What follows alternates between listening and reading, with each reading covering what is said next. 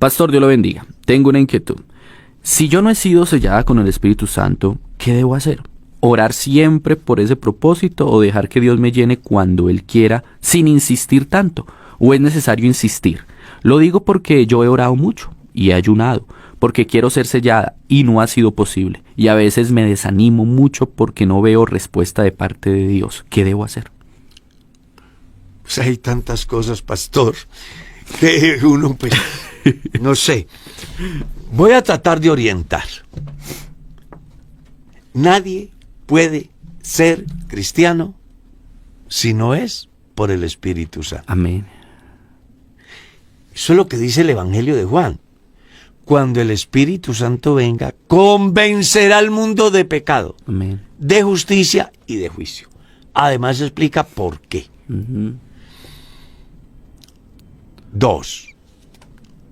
La persona debe de entender que cuando leemos el texto bíblico, en San Mateo, donde dice, ¿cuál de vosotros, si su hijo le pide pan, le dará una piedra? O si le pide un pez, le dará una serpiente.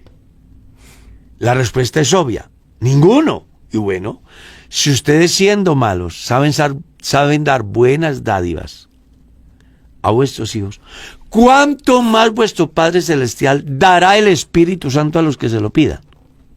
Entonces, una mala interpretación descontextualizada hace de que el creyente piense hoy que ese texto debe de ponerlo en práctica hoy, pidiendo el Espíritu Santo. Pero se les olvida en el tiempo que se da el texto. ¿Y a quién? ¿Ya? Señor. Recuerde que hasta ese momento el Espíritu Santo era una promesa. ¿Era qué? Una promesa. Que estaba profetizada en Joel capítulo 2, verso 28. Pero esa promesa se cumple ¿cuándo? Cuando llegó el día de Pentecostés, estaban todos unánimes juntos, y de repente vino del cielo un viento recio, el cual sopló y llenó la casa donde estaban sentados, y se les aparecieron lenguas repartidas como de fuego, asentándose sobre cada uno de ellos, y fueron todos llenos del Espíritu Santo, y comenzaron a hablar en nuevas lenguas, según el Espíritu les daban que hablasen. Habían allí visitantes de todas las naciones bajo el cielo, y hecho este estruendo se juntó la multitud y estaban maravillados diciendo, mirad, ¿no son galileos todos estos que hablan? ¿Cómo pues les escuchamos en nuestra propia lengua las maravillas de Dios? Y otros burlándose decían, están llenos de mosto. Mas Pedro, poniéndose en pie, dijo, no están borrachos o ebrios como vosotros suponéis, son las 9 de la mañana. Lo que pasa es que hoy se cumplió la profecía. A partir de Hechos 2, el Espíritu Santo no hay que pedirlo. Ya está dado. El Espíritu Santo ya es una realidad. ¿Está claro? Sí, señor.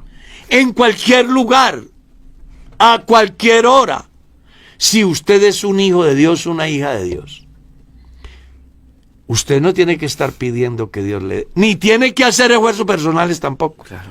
Porque desde la Biblia uno encuentra que las fórmulas que se inventan los humanos suenan muy parecido al fuego extraño que aparece en el Antiguo Testamento, donde unos sacerdotes levíticos reemplazaron lo de Dios por lo que ellos inventaron. Que no estamos lejos hoy, Claro. de los que se inventan cosas buscando que las personas sean llenas del Espíritu Santo, aunque la intención es buena, no es el camino. Solo basta con que usted lea el capítulo 7 del Evangelio de Juan, del verso 37 en adelante. Leámoslo. En el último y gran día de la fiesta, Jesús se puso en pie y alzó la voz diciendo, si alguno tiene sed, venga a mí y beba. El que cree en mí, como dice la Escritura, de su interior correrán ríos de agua viva. Esto dijo del Espíritu que había de recibir los que creyesen en él. Era una promesa. Claro, pero había una sola fórmula. ¿Cuál? Ore un día, ayune una semana, vaya a la convención, no se pierda la vigilia. Creer. Solamente. No, la Biblia, la única fórmula que da es creer como dice. Como dice la Escritura. Y ya. Y miren cómo dice.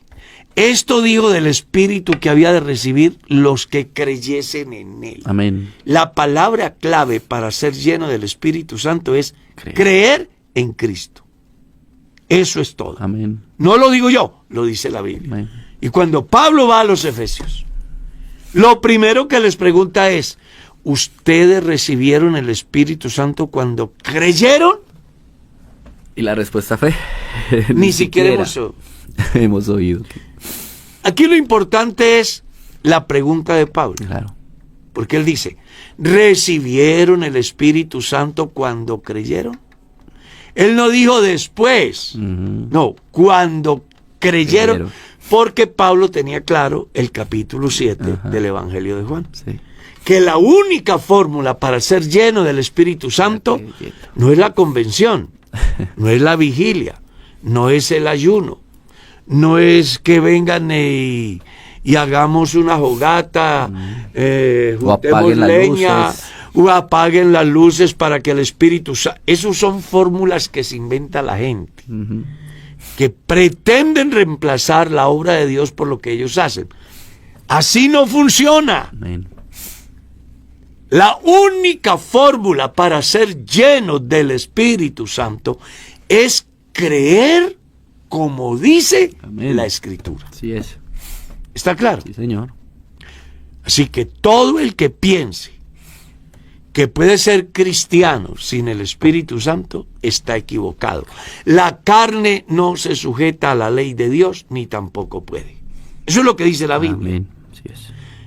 Pero también dice la Biblia, la ley de vida en Cristo Jesús me libra de la ley del pecado y de la muerte. Hablando de la regeneración del individuo por el Espíritu Santo, que hace que lo imposible naturalmente se haga posible por lo sobrenatural, que es el Espíritu Santo obrando en la vida del hombre. Un cristiano no podrá abstenerse del pecado si no es por el Espíritu Santo. Un cristiano no podrá perseverar en Cristo si no es por el Espíritu Santo. Un cristiano no podrá permanecer hasta la venida del Señor si no es por el Espíritu Santo. Eso debe quedarle claro. Ahora, otra cosa es que piense en las diferentes expresiones del Espíritu Santo. Que ya iba a entrar a jugar un papel muy importante, lo cultural o tradicional, donde, al igual que en Corinto, se le daba mucha preponderancia a las lenguas y se desconocían los otros dones que también estaban en la iglesia. Pero que la iglesia de Corinto, como la iglesia hoy, en algunos lugares, pues, desconocen. Inclusive ignoran la finalidad de los dones.